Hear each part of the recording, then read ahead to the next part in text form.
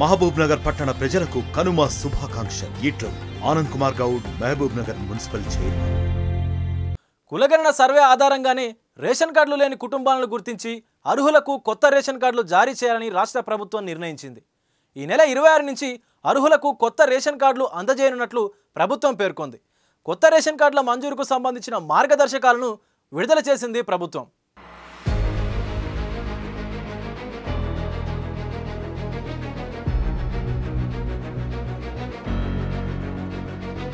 తెలంగాణ ప్రజలు ఎప్పుడెప్పుడా అని ఎదురు చూస్తున్న కొత్త రేషన్ కార్డుల పంపిణీకి రేవంత్ రెడ్డి సర్కార్ ముహూర్తం ఖరారు చేసిన సంగతి తెలిసిందే.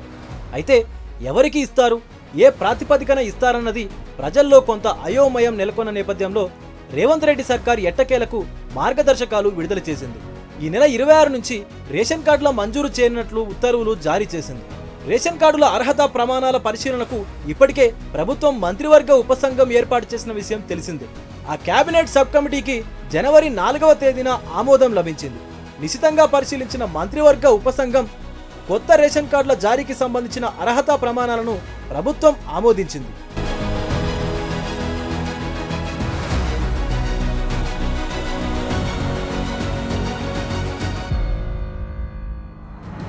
కులగణన సర్వే ఆధారంగా తయారు చేసిన రేషన్ కార్డులు లేని కుటుంబాల జాబితాను జిల్లా కలెక్టర్లు, జిహెచ్ఎంసీ కమిషనర్కు క్షేత్రస్థాయి పరిశీలన కోసం పంపిస్తారు.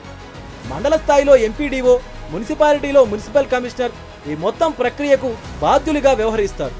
జిల్లా స్థాయిలో అదనపు కలెక్టర్ లేదా డీసీఎస్ఓ పర్యవేక్షకులుగా వ్యవహరిస్తారు. ముసాయిదా జాబితాను గ్రామసభ, వార్డుల్లోని ప్రదర్శించి చదివి వినిపించి చర్చించిన తర్వాత ఆమోదిస్తారు.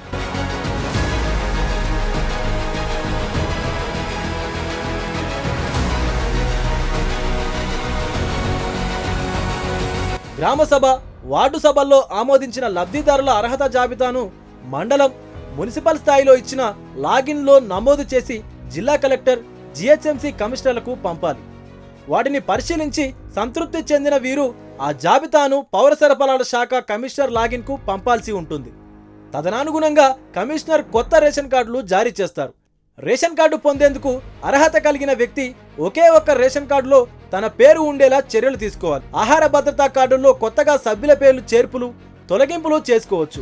దీంతో దీర్ఘకాలికంగా అపరిష్కృతంగా ఉన్న వినతుల పరిష్కారం దిశగా సర్కారు ముందడుగు వేసినట్టయింది.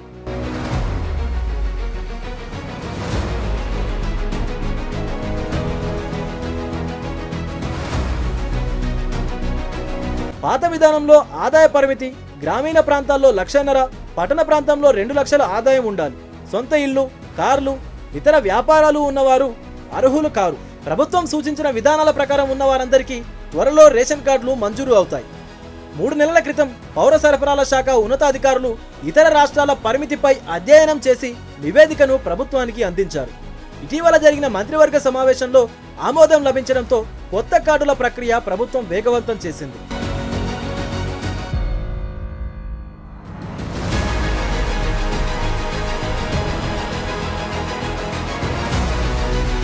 రాష్ట్రంలో ఇప్పటికే 89.99 లక్షల రేషన్ కార్డులు ఉన్నాయి. ఇందులో మొత్తం 2,81,00,000 మంది లబ్ధిదారులుగా ఉన్నారు.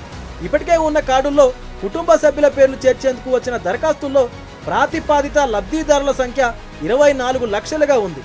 రాష్ట్ర ప్రభుత్వం జనవరిలో నిర్వహించిన ప్రజాపాలనలో కొత్త రేషన్ కార్డుల దరఖాస్తులు దాదాపు 10 లక్షలకు పైగా వచ్చాయి. ఈ లెక్క ఇంకా పెరగవచ్చని అధికారులు భావిస్తున్నారు.